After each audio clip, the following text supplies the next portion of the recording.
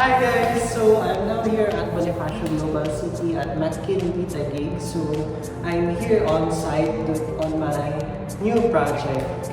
So I'm gonna give you some tour kung ano yung itsura ng turnover unit ni client. So actually wala siyang total request, but parang he let me decide kung ano magiging itsura ng unit niya. So by the way, si client is nasa Hawaii.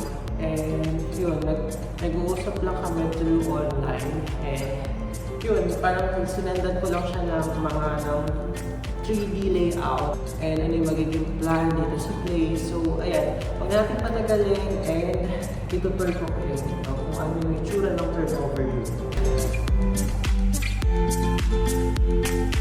So ayan, ito yung sa door entrance. So may door lang dito. Alright, so ito siya. Pagpasok mo is ayan, ito yung breaker. And then, the powder room, check natin. So, ayan siya. So, spacious siya kasi, ayan o. Kasama na sa turnover unit yung glass partition. So, good thing. So, ayan. Sink, high. And then, ayan, may ref. And then, ito, kasama na rin ito yung kitchen. And with cabinets, bench wood. Ayan. Yung cabinets na. There. And then, the sink. So, medyo makalat kasi may mga binilaw kanila. Yan, yung mga chandelier na dito sa kanila. And then, ito yung pinaka-entire unit. So, ayan siya. Actually, studio type siya, pero pwede siyang i-convert into one bedroom. No, actually, one bedroom to eh, pero ikaw na kasi talaga magpapagawa. So, yan. If you will notice, may mga markings na dyan. So, I'm planning to put the bedroom here, the bedroom, the bed, and we're gonna have partition here, and then, sofa, and the dining table. Ito, kasama na rin yung cabinet. Like here. Yan, yung cabinet na kasama. And I'm planning to put study table here, and then shelves, and the aircon, kasama na rin. And we have balcony. Yan, yung balcony. Labas tayo. So, ito yung view sa labas. Ito yung view niya sa labas. I think it's Laguna Lake. Yan. Yan. So there. Okay.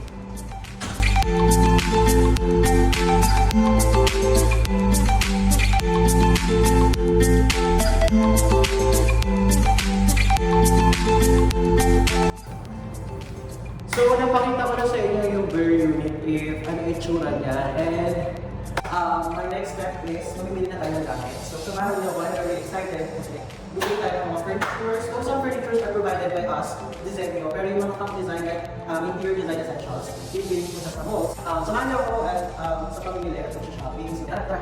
Wala natin tagalit. Let's go to shopping.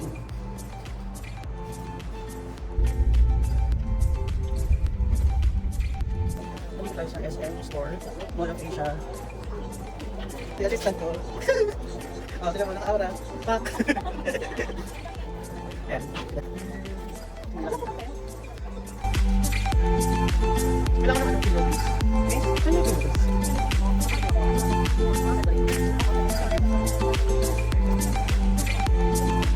Check naman.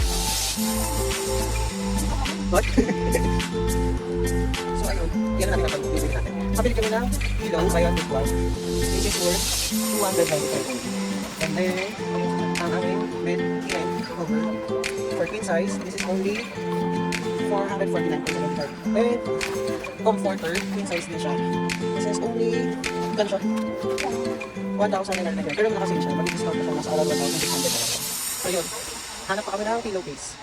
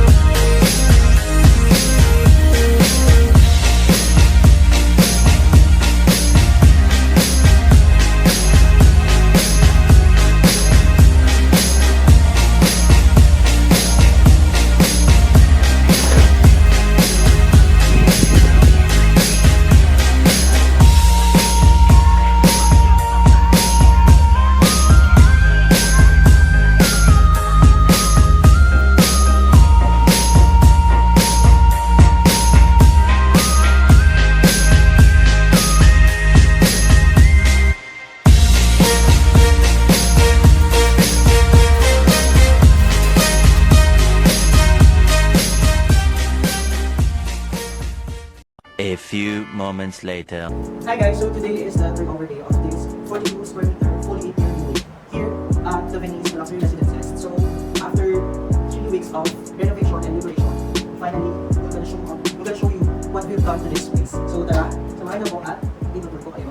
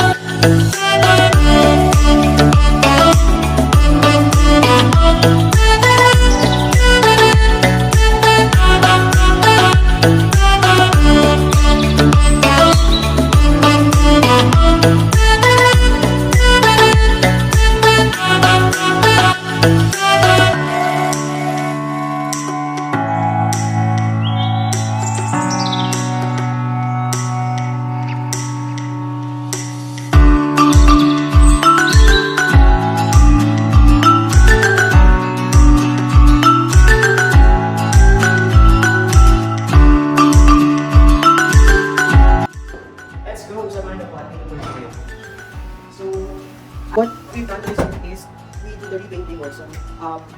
Basically the theme of this unit is Botanical and tropical themes and with touch of wood. So ito, as you can see, we put some mirror here and pwede mo place ito yung mga keys nyo. So para before kayo lumabas, madali lang siya i-access. And then, nakita. And then, this is the kitchen area. So it's an type.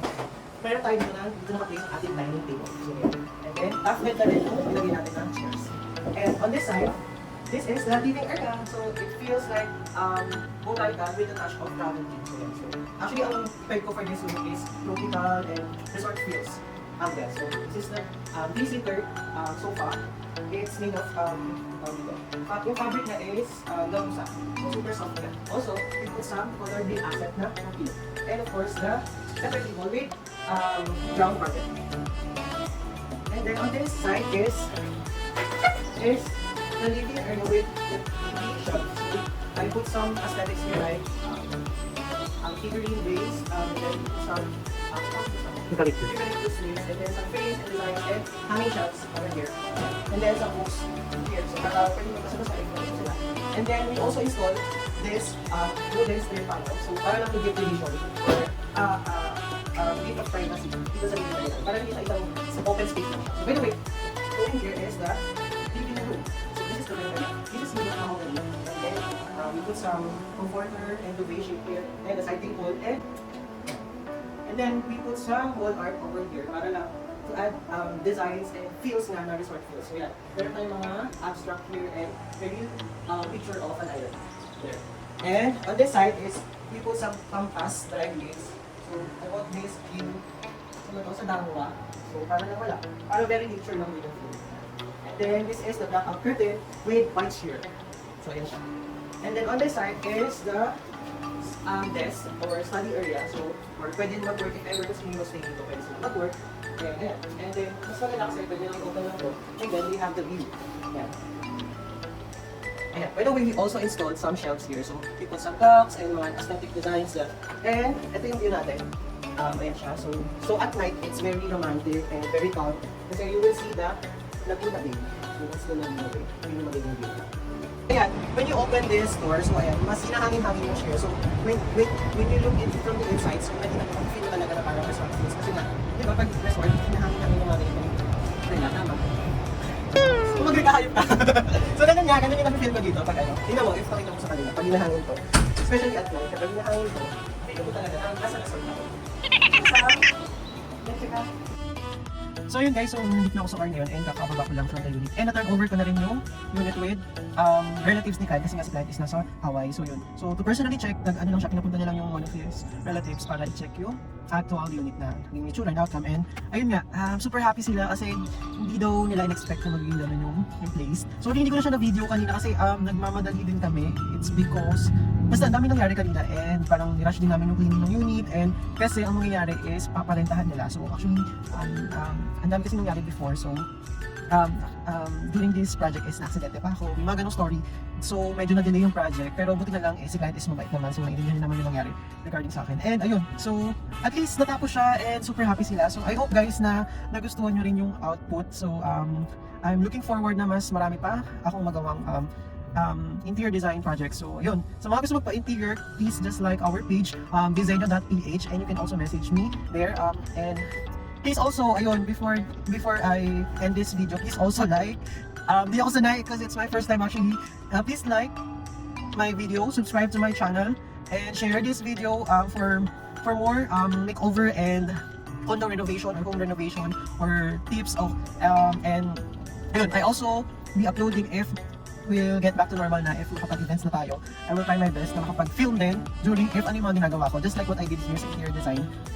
Because ayun nga, ayun. So if may mga events, i-film ko rin siya. So para makita nyo if ano yung mga ginagawa ko. Yun lang guys, thank you so much and I'm really happy and medyo pagod na and pauwi na rin ako ng house. So yun, thank you so much and bye-bye!